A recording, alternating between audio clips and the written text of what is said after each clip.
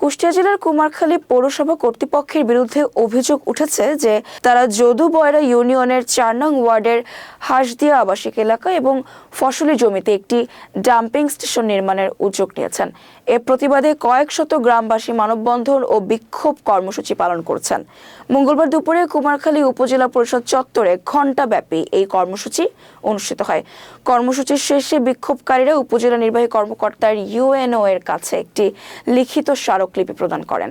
মানববন্ধনে অংশগ্রহণকারীরা কৃষক, শ্রমিক, শিক্ষার্থী এবং বিভিন্ন বয়সী নারী পুরুষ ডাম্পিং স্টেশন নির্মাণের প্রতিবাদে স্লোগান দেন। তারা দাবি করেন, এই প্রকল্প বাস্তবায়িত হলে এলাকার পরিবেশ মারাত্মকভাবে ক্ষতিগ্রস্ত হবে।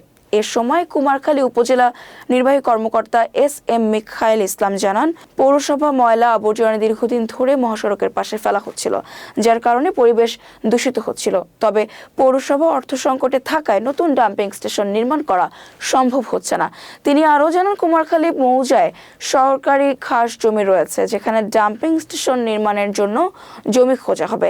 তবে সরকারের যে কোনো প্রকল্পের জন্য জমি উদ্ধার করা হবে বলেও তিনি জানান।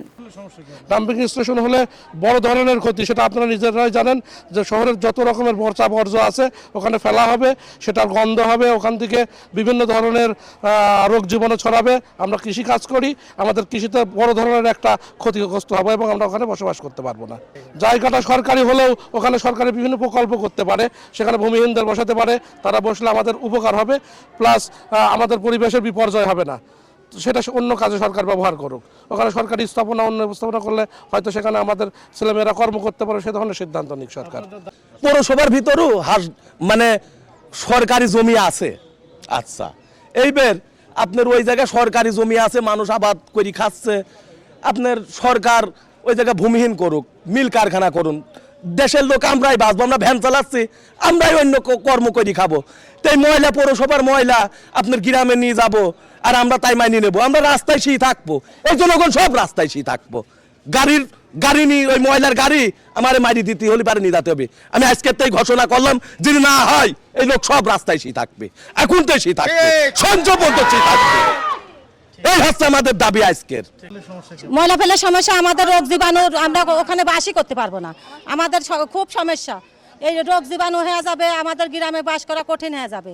আমারই তো বাড়ি ঘর ভাঙে ওখান থেকে চলে যাওয়া লাগবে। এই জন্য আমরা টিএন সাহেবের কাছে আমার একটাই আবেদন, আমরা জীবন দেবো, কিন্তু ওই জায়গায় আমরা ময়লা ফেলতে দেবো না। ময়লা ফেলার কথা হয়েছে বলে তো আমরা আইছি এখানে।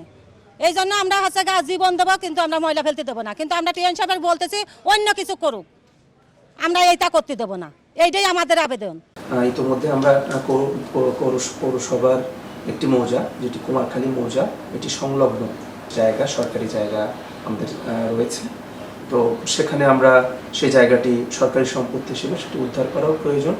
পাশাপাশি আমরা সেটি ডাম্পিং স্টেশন হোক অথবা পলিশ এডেড ভেজিটেবল কাল্টিভেশন হোক, যে কোনো বিষয় মানে সরকারি সম্পত্তিটি যেন যথাযথ রক্ষণাবেক্ষণের আওতায় আসে সেটি থাকবে। পাশাপাশি পৌরসভার এই ময়লার বিষয়টি নিয়ে আমরা বিভিন্ন জায়গায় জমি খুঁজতে থাকবো। আপনাদেরও যদি কোথাও কোনো সুযোগ থাকে আমাদেরকে জানাবেন, যেন আমরা কুমারখালীবাসীকে এই দুর্গন্ধমুক্ত একটি সুন্দর শহর উপহার দিতে পারি।